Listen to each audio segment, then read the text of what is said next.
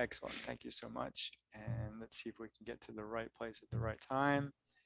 And we're going live. So, hey, Steve, how are you doing today? This is LinkedIn Live, and this is Level Up with Dr. K. And so I'm just trying to get all of my radio buttons down. That goes down, that goes down, that goes down. Not too professional here, but I guess that's okay. And so I'm here with Steve Gamlin, and we're going to talk to you about positivity. So anybody out there listening or watching us on LinkedIn, and at some point this gets pushed out to YouTube, I thank you so much for being part of my audience. And so Steve, I want to follow up for where we were yesterday. And what I'm hearing from people who have reached some level of success, or success as they define success, is that before they got there, they hit a point where either they were forced to pivot, forced to make a transition, and I tend to call that rock bottom. And we hear that, I talk about that in certain circles, and it's when you've got nothing else and you've got nothing left. And so, our friend Mitch, he told me his story about having to sweep a parking lot at $8 an hour after he's done, speaking engagements and running teams and multi-million-dollar retail shops. And then last week, a friend of mine up in Canada, Ken, said he couldn't even get out of bed in the morning because what he was doing just no longer, was driving that passion even to go to work. And then yesterday, you told me that you pretty much lost it all. And so I would like to kind of recap that story, if you don't mind, and then kind of build from there. Yeah. Well, right about 20 years ago is when I hit what I then perceived to be rock bottom. I've since found out that, if you ask the universe, gosh, what else can go wrong with my life? The universe will giggle and then tap you on the shoulder and then help you find an even lower level. So mine was at the tail end of a 10-year radio career as a rock morning show producer and air personality. I'd worked about 15 years worth of hours. I was working 6-7 days a week, radio station all week and DJing weddings pretty much every weekend. And I was absolutely fried at age 35. I was physically, mentally, emotionally burned to a crisp. And I just was not feeling good about anything in my life, and made a very abrupt decision to quit my radio career, which shortly after ended my first marriage. And I also found out at age 35, I was $62,000 in debt between a business line of credit and credit cards because I wasn't paying attention. Well, wait a second. You just woke up one day and said, that's it, I'm stopping what I'm doing? Or was there kind of any forethought? There wasn't a lot of forethought. Okay. No. I'm just one of those people when it hits critical level, when the tachometer goes up into the red, eventually the engine's just going to blow. And one day it was a period of about 6 months of real, just deep frustration and a little depression in there as well. And just not feeling well. I mean, the Thursday morning chest pains were starting to happen on Wednesdays. I was just that burned out and not taking great care of myself physically, emotionally. And I just wrote down, you gave a 6-week notice, and I slid an envelope across the desk to my boss, and he looked at it and he just said, no. Tell me that's not what I think it is. And I just said, I'm done. I can't do this anymore. I was just waiting to just drop at some point, or for something really bad to happen, because I was just in a really low place. And the only thing was to jump right out of the plane and pull the chute and hope I landed somewhere safe. But with most people see that coming. And so did you not see that engine starting to blow, that check engine light that comes on in our car that kind of warns us that something in the head, if we don't take care of it, it's going to stop working? Were there any signs or anything, or did you just keep on pushing forward? Kept my foot on the gas for really? For about 6 months, 3 to 6 months of that time, when I knew it was in the red and I knew something was going to have to give. And I ultimately, just out of frustration, slammed on the brakes and ended it. And, looking back, do I regret Do I regret doing it? No. Do I regret how I did it? Yeah. It was not the wisest financial move of my life. Never mind everything else that fell apart in the aftermath. But here I am 20 years later, is 54 years old, the happiest version of me that's ever lived, and everything amazing that has come from that time. So while I don't regret what I did, yeah, I could have been a little more tactful in how I executed. But I think that comes with wisdom. We're both in our 50s, and so we can easily look back and say, yeah, that probably wasn't the best way to go about that. But Yeah. that really wasn't, that's really kind of the start. So you were in debt, jobless, lost a marriage, and what's the Yes. picture now? What does the picture look like for you at 35? The picture looks a lot like if you ever watched the show Two and a Half Men. I was Alan, the pathetic brother who just kind of kept showing up back at the family doorstep. Right, And I had just built at that time up at my dad's house. He had a big house. We had just built a gorgeous recording studio in the basement of his home. And one day he just said, "Hey, bud, you're here all day, every day working in the basement. Why don't you just grab the spare room down the hall and just stay here? Don't overburden yourself." It's we had such a great relationship.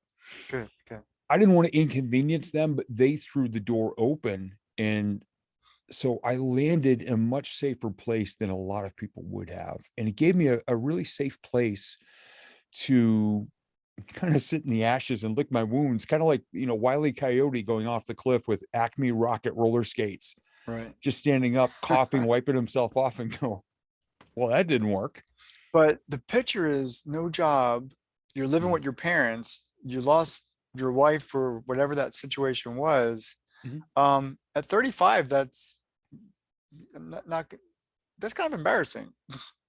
It was. Oh, I was brutal to Yeah. myself for years after that. Oh gosh, I made if self-deprecation was an Olympic sport, man, I took home the gold. I was brutal to myself about it, Wow. more so than I deserved, and I've since forgiven myself for the way I used to be wired about that stuff.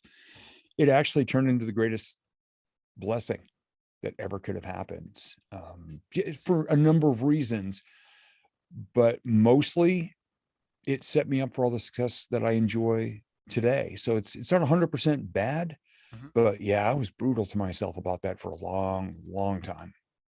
Now, I know a lot of people who, like I said, when I have these conversations and they hit rock bottom, there's always at least somebody who has a vested interest in, their success. And that could be aunt, uncle, mom, dad, brother, sister, or sometimes it's a perfect stranger, somebody that you wouldn't even expect.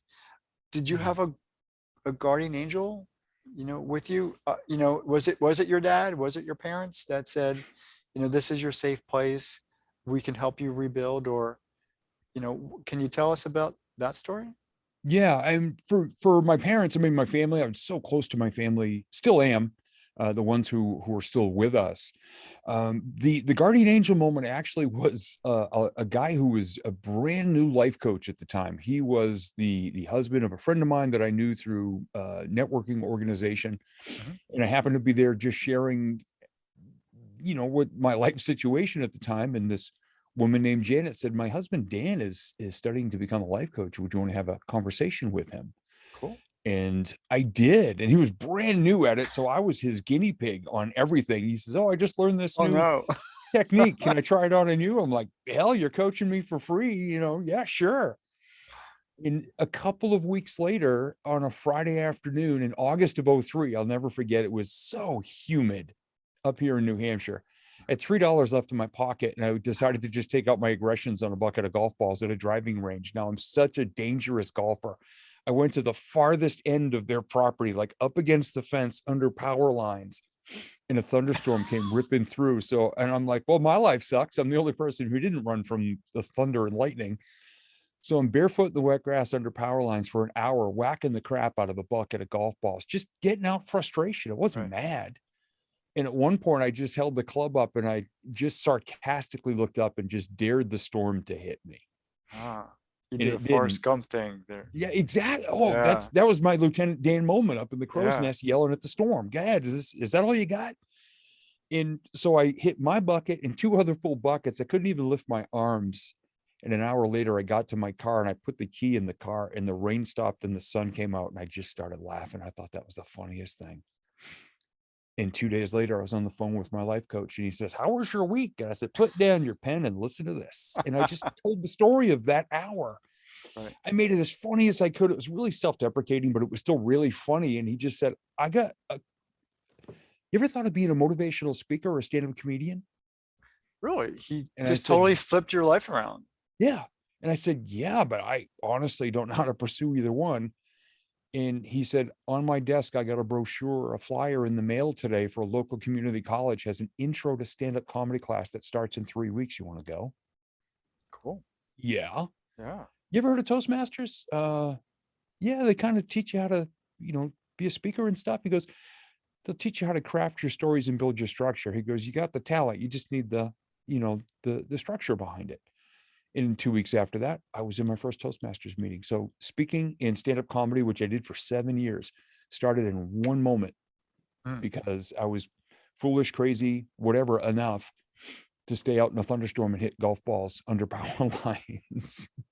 Well, I think the rest of us are thankful that no lightning, or at Yeah, least me not real too. lightning, struck you. But Mm, it does sound like lightning did strike, because yeah. maybe in a good way. Yes. Yep. The story seems like there was one person, and I think I know I do, and the people that I talk to seem to say, yeah, there's always that one person that says Yeah. if they did anything, it was time. You know, I would say somebody's got to hold my hand, or you have to hold somebody else's hand, or you got to give that pep talk, or that comfort to know. And even in the darkest hour, and those dark hours can seem like forever, Mhm. that you can't see anything, your feelings are empty for you, anger, frustration, easily. Mhm. I'm surprised you didn't say that you've cried a lot, because there were times that in my past that would be an easy go-to for me. It was like you just give up, you raise your hands, and I don't know what else to do. And so sometimes it's just easier to cry and kind of get that emotion just completely out of your system. Yeah. But then something happens, because that wasn't the only thing I think that your coach kind of helped you with. He kind of gave you some things to work towards. But then, based on what we talked about yesterday, Mhm. you have to speak to yourself. You have to talk to yourself. You have to Yeah. tell yourself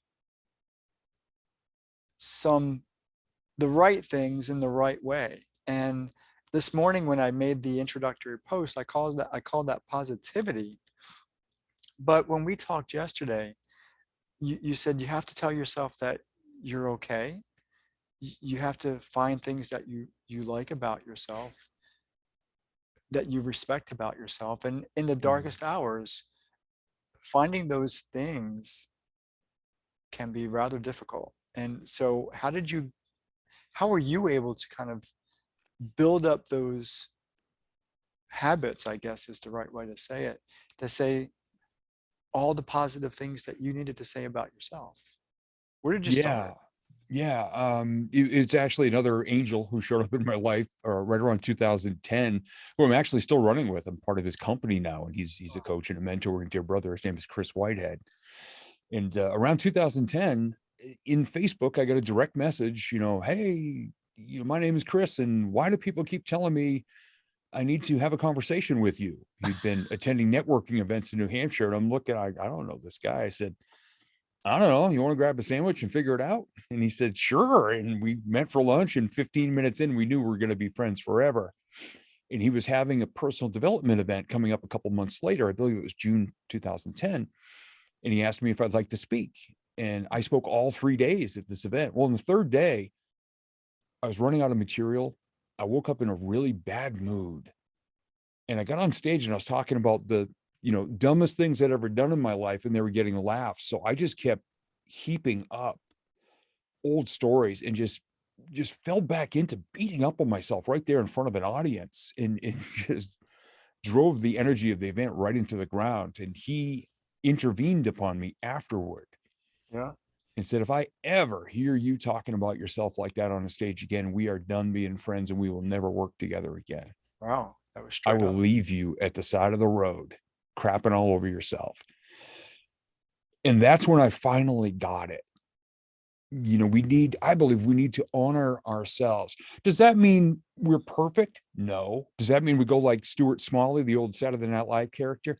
You're good enough, you're smart enough, and gosh darn it, people like you.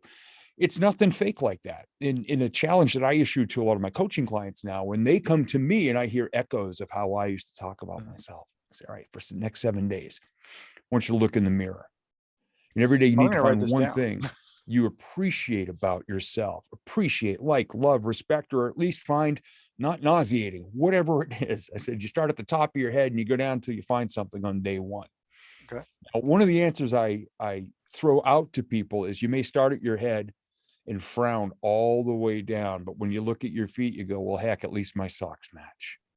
Hey, that's something great the first day. You got 2 socks on your feet that match. Good. Write that down. But day 2, you can't do the sock thing again. Okay. And you got to start at the top again. So over the course of 7 days, you've identified 7 things about yourself that, hey, they're not that bad. They're actually kind of cool. I got great eyes. I got a cute laugh. I got cute dimples, whatever. I saw something the other day. I was reaching to tighten up a light bulb in the bathroom and I looked, and I've been working out for the past year, and I go, oh my gosh, I got ribs. Look at that. I got ripples that are supposed to be there. And that was my gratitude for that day. And Wow. now I share that with my audiences and my coaching clients, and they're like, well, I'm going to do that too. We need to give ourselves a break, because when we show up respecting ourselves, we sit taller, we walk more proudly, we talk so much better and more positively, and we don't take shots at ourselves. Doesn't mean we're perfect, but we're not. Language to me can build up or tear down. We have to be super careful about the thoughts we have and the words we say, because that part of us deep, deep inside is listening all the time. And I didn't realize that for Hmm. decades. I really didn't. I was brutal to myself for a long time. Matter of fact, in Toastmasters, one of the veteran members took me aside once and said, hey, Steve, I got something to point out. I don't know if you're aware of it. Do you realize the last 3 speeches you've delivered about yourself had the word idiot in the speech title? They did. One was Hmm. called The Idiot in His Odyssey. Hmm. And I did that 3 And weeks in a row. And it was about you're calling yourself an idiot. oh yeah, I was just Oh, reliving all the bad decisions. I was still punishing myself over stuff that had happened at that point 6 years prior. right. And finally I got out of it. Now, do I still tell all those old stories? Yes, I do. You know why? Because they were transformative experiences in my life. I don't beat myself up over them now. They're almost punchlines to show the redemption process, and in rising out of the ashes and picking yourself up from rock bottom. And some people say, oh, Steve, you're like the mighty Phoenix. I'm like, hang on there, Sparky. My Phoenix rides a pogo stick, because it was not all one launch out of the ashes. I've had more learning experiences over the past 20 years, but now I embrace them and say, what's great about this? What did it teach me? What's so positive about me that I choose to survive this and thrive moving forward? And then I can look over my shoulder and help other people to do it as well. What if, and this is the question that popped into my head, Mhm. now that you're in a coaching situation, what if you're in that one-on-one session and somebody really can't give you something positive, and they're trying, and believe me that I've been there too. Yeah. And you obviously have been there. You socks are socks, but still when it comes down to looking at yourself and Mhm. looking inwardly and not being able to identify at least one thing that you even like about yourself, how do you, as a coach, and this is, I'm asking you as a coach, how do you then reflect? Do you have to give an example? Do you do Mhm. your socks match? Or what then is the process of getting to that deeper level of, I know there's something, because you're looking from the outside in. I Mhm. know I know there's something great about you. I know there's something good about you. I know there's something that you could find if you only, knocked on every door and opened every closet and all the, I don't even have good, you've got the really good metaphors. I don't have the good metaphors. So What I how do do you with get these that? people is I ask them, I said, do you have somebody you're close to, like close friend or family member that you really, connected with, or been a friend you've known for a long time, or a coworker, or someone that you're just particularly close to? Most people say yes. Now, and again, I just want to throw this out there. I am a coach. I'm not a therapist. I'm not trained in, Right, right, psychiatry, psychology, right. anything like that. And I always, whenever I'm working with somebody, very first conversation, that's what we talk about. This is who I am. This is what I do. This is how I do it. This is what qualifies me to do it. Mm. So that if I find that there's a deeper issue, I don't go digging around in those. I suggest they Right. speak with somebody And having been professionally in that, trained. yeah, and having being trained in that environment too, there's the ethical element of Yeah, we are not licensed or, certified counselors and therapists. And yeah. that's dealing with past issues that keep on resurfacing. This is Mhm. about taking somebody where they are right now Yeah, and getting them to see the potential of what they could be. So that's what, yeah. when we talk about coaching, that's what Mhm. essentially that's what coaching is. Yeah, They have something that they could bring to the table. They just need to overcome it. yeah, Still, sometimes we hit rock bottom. I mean, that's a reality. yeah, I've been there. You've been there. Other people I've talked to have been there, and we know people have been there. Uh, Peer, coach, colleague, doesn't matter. mhm. But when it's long standing and we're long suffering in that situation, sometimes it's hard to see outside of the fog, outside of the frustration. And Yeah, we need somebody to say, hey,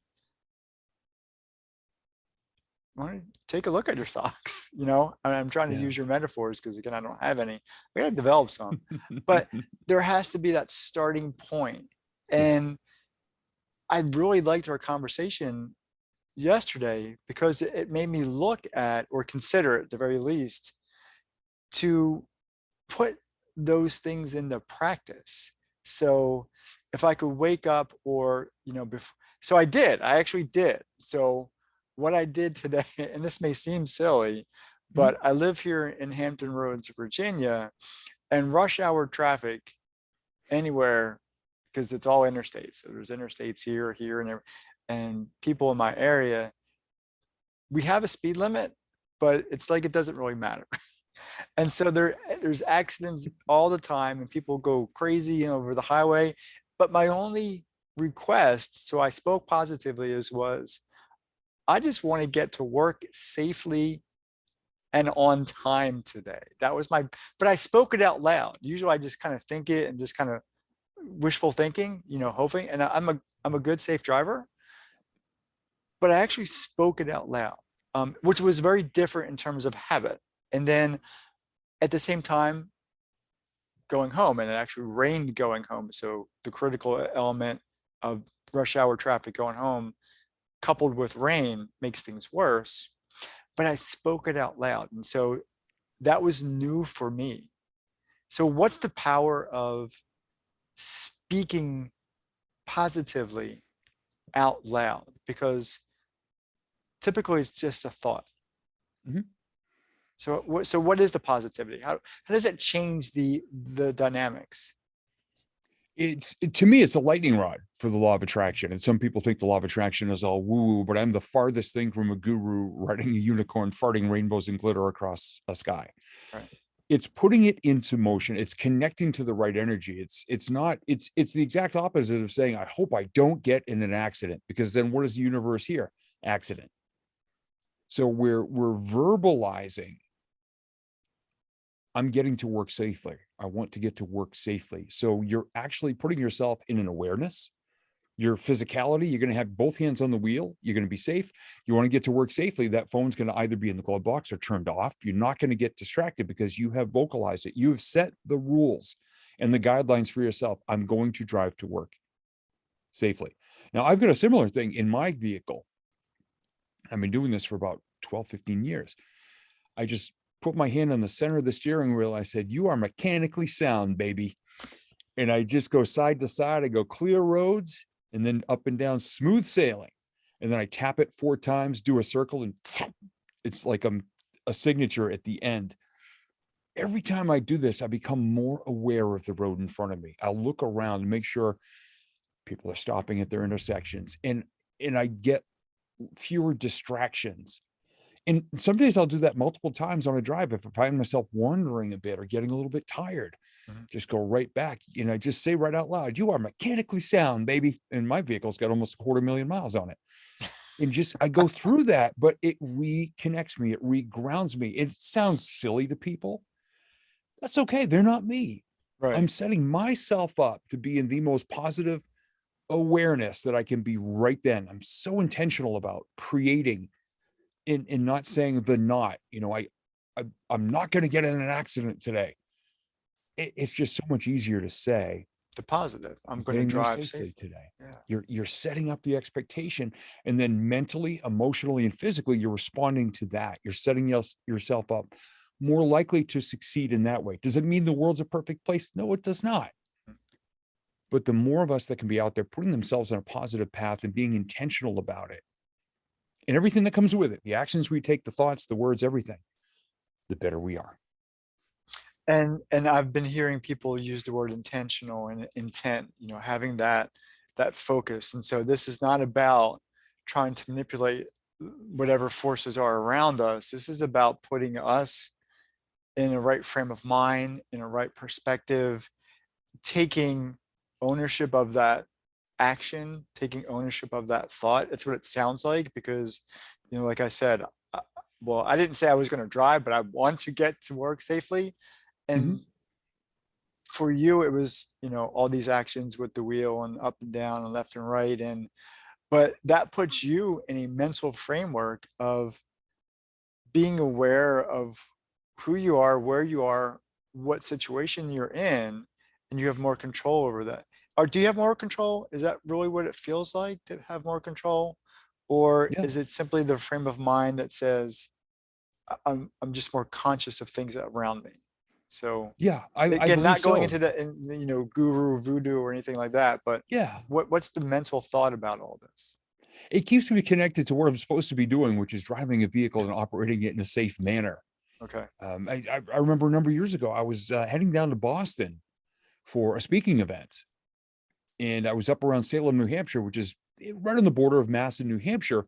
And I had to head north for one more stop and then head south. Well, on the way north, of course, I did, "You're mechanically sound, baby," and did that whole thing and was being aware and was not on the phone. And I was car number 5 in a 4-car pileup because I was the only one who remained aware and alert and was able to steer around. What happened was a young lady in a little car went from the breakdown lane from a complete stop and jumped into traffic. Oh, And an armored truck for a bank right. doing 60 miles an hour slammed into the back of her car, catapulted one of her car into the next lane. 2 other cars hit each other, and I managed to go around it because I was paying attention and being aware, unscathed. I was the only person, and I was behind everybody else who did not get caught up in that accident. And had I been on my phone or reaching or turning the Yeah, radio, who knows what could have happened. right. But outside of driving, how have you used this habit? I don't know what any other word to call it for intentionality in any other aspect of your life. Now, I know when I talked with Mitch Gray, Mhm. he told me a story about having to sell his car just to pay some bills. And it all happened within a couple of hours of each other. He actually spoke it out loud to his boss. If anybody comes, because he was working for a used car lot, and it's a great story. So if he's not told you, I think I've got it on my YouTube channel. Mhm. He spoke it, and if anybody comes asking for this car, it was his car. This car, this is how much we're going to sell it for, and I'm going to sell it. If they want to buy it, I'm selling it. So, boss says, "How are you getting home?" It don't matter. One thing at a time. But he spoke it out loud. And Mhm. the very day that he spoke this, it was, and again, the story is incredible. that somebody came in to his used car lot and asked for that car.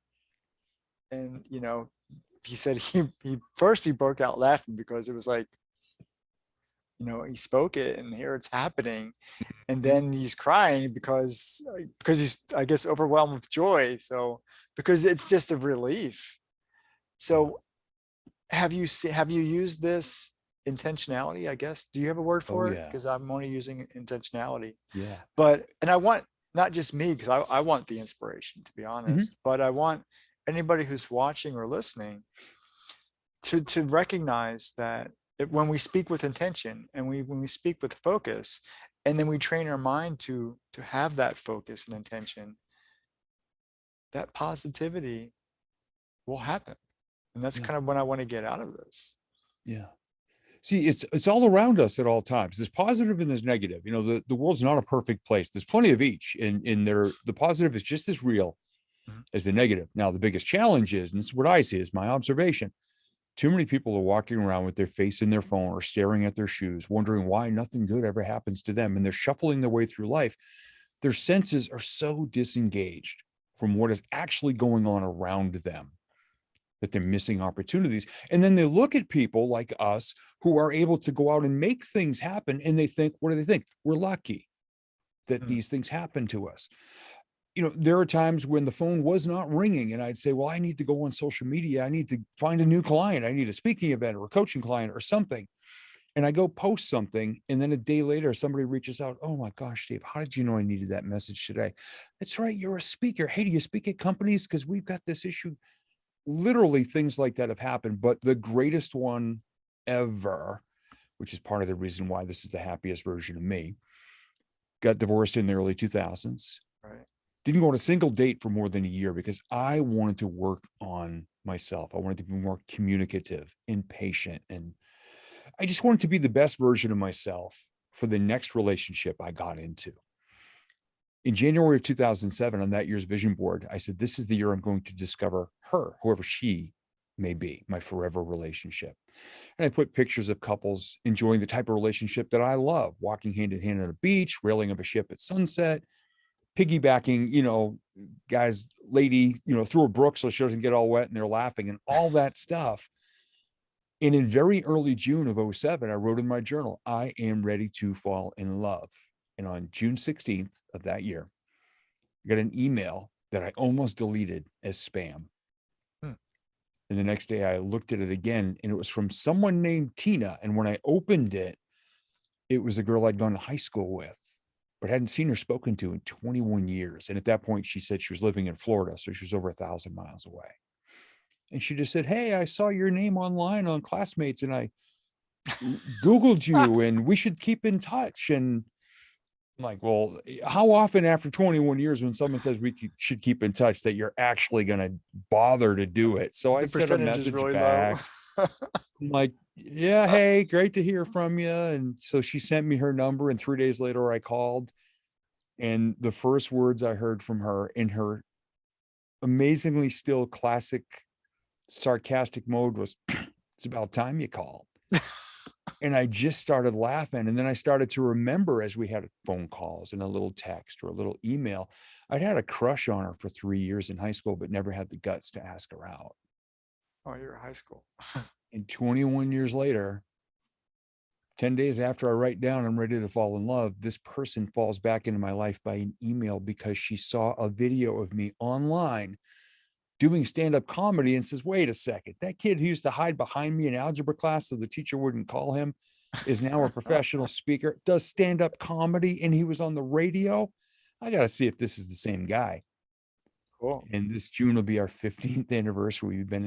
We've been together ever since. It only took 3-4 weeks, sight unseen. She actually reached out to me first 4 weeks after our first email and said, can I tell you something if you promise not to freak out? And I said, yes. Here's how I really felt about you back in high school when I saw your name, when I heard your voice. And right now, she told me she loved me. Sight unseen, not, I mean, she knew what I looked like because my social media footprint and everything. She had none and refused to send me a picture. And I said, I love you too.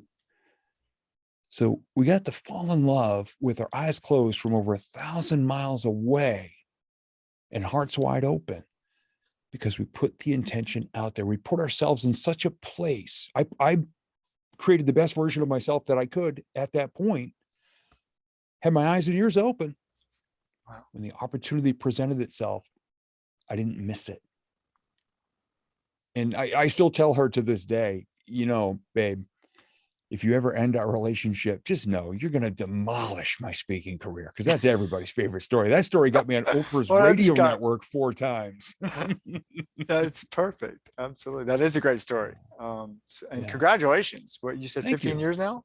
15 years this June. Yeah. I mean, there are so many more little ones, but that's everyone's favorite, Yeah. to hear from stage, because it's something so many people can relate to. I mean, I manifest little things almost daily just by putting the right energy out there and being open to receiving it back, and recognizing opportunities, and not just shuffling through life, staring at my shoes saying, well, there's nothing good out there.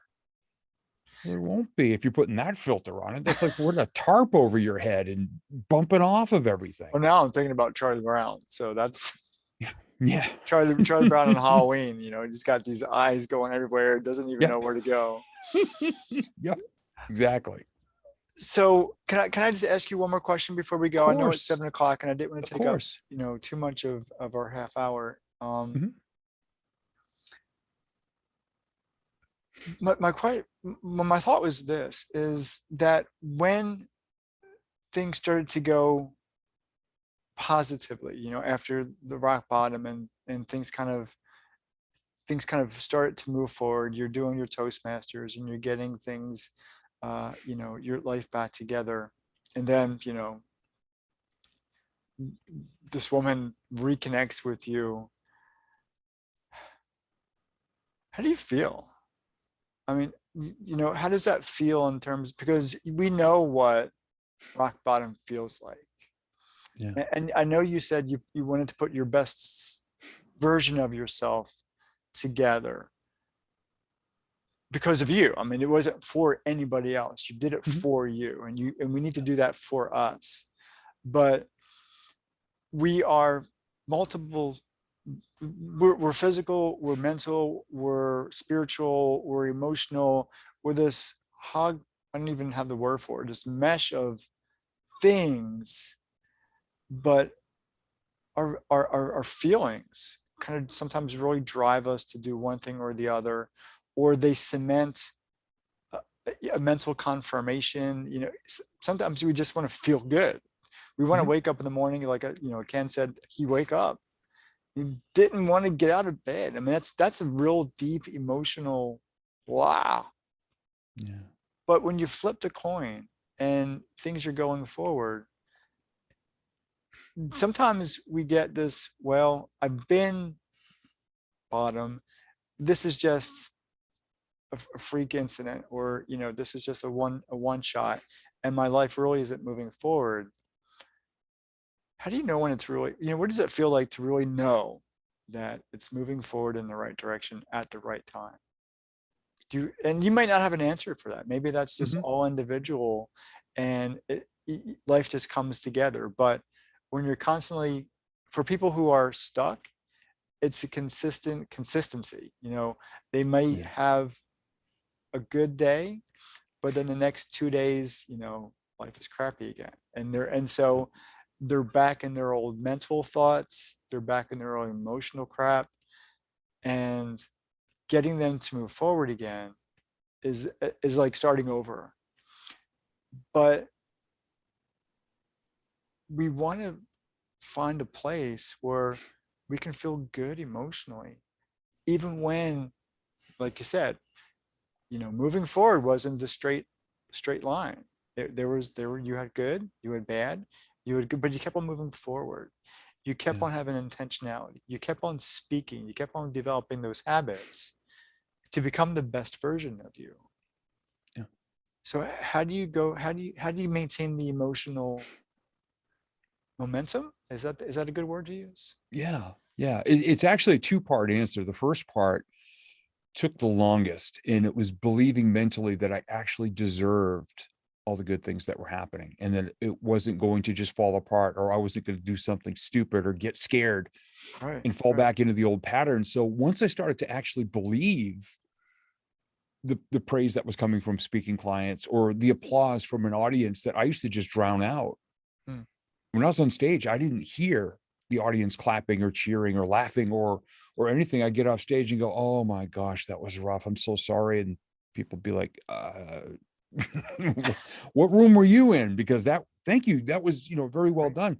I wasn't in that place of accepting that I was creating something that was worthy of success and being praised. And that took a couple of years early on. I mean, now I just love what I do, and I've grown the confidence in it Mm. to do that. The second part of that answer is something that still helps me to this day. I've been doing it almost daily for almost a decade. Waking up and thinking of 3 things I'm grateful for from the previous day. Wow. Even on the roughest days. And some people say, well, Steve, there's some days there's nothing to be thankful for. You're not looking hard enough, because I get up and I put pen to paper. I've got a blank journal. It sits under the back of my laptop up in my office. And every morning when I get in there, I come downstairs, do my workout, and get back up to my desk. Before I fire up the laptop, I reach behind it and grab it. I write the date, I write the words good stuff, and then I write 1, 2, 3. And in less than a line each, I describe as emotionally connected as possible my 3 favorite, simplest moments from the previous day. This person held a door for me. That was kindness. Or had a phone call with this person. Tomorrow morning, I'm going to write about this conversation and say, I was on Keith's podcast last night. We had a great time. That's going to be in tomorrow's gratitude. And when you do that long enough, all of a sudden you realize, say at the end of 2020, people say 2020 was a total year of crap and blah, blah, blah, blah, blah. I wrote down 937 moments of gratitude in the first year of the pandemic. So while everybody was screaming how terrible it was, So if I I had things multiply I was thankful for. 365 times 3, would that give me? I missed a couple of days, Okay. but it was still over 900. Well, good. And when people say there's nothing to be thankful for, you know what? As difficult as it was, on October 4th of 2018, I wrote down 3 moments after my dad passed away the previous day. Okay. I was grateful that I made it there in time. I was holding his hand, and we were all laughing in the room, creating good positive energy 60 seconds before he passed. So it was a peaceful, love-filled experience. And if you Good. can do that on what is still the single worst day of my entire life, you're doing okay. And Well, you can overcome pretty much anything if you can just keep pulling those little. It could be a moment that took 2 seconds of your life, but you saw something that inspired you or made you feel laughter or love. Or find the gratitude daily, even if you just do one thing and commit to it. well, I like that. But my condolences. I didn't know you lost your Thank you. dad. So, Yeah. Oh, he's still all around me, because there's my favorite picture of him and I is over there. And this recording studio that I'm sitting in was the only carpentry project in my entire life I did without him. wow. But he was still here because I used our tools, and I listened to all of our favorite oldies the whole time. So it was, as much as I miss him, it was joyful Good. that everything he taught me made me who I am, and gave me the talents enough to do carpentry and use the tools without losing any fingers. And he's still here. He's still part of my life, and I'm grateful for him. And I talk to him every day. So That's beautiful. Thank you so much. But this is going to be it for our conversation. So what I would like to do is stay on the call. Let me end my LinkedIn Live Level Up show. So everybody here on LinkedIn, this is Dr. K, and I thank you for joining us. Join me next week. I should have Mitch Gray back on the show, and we're going to talk about more great stuff. Take care, everybody. And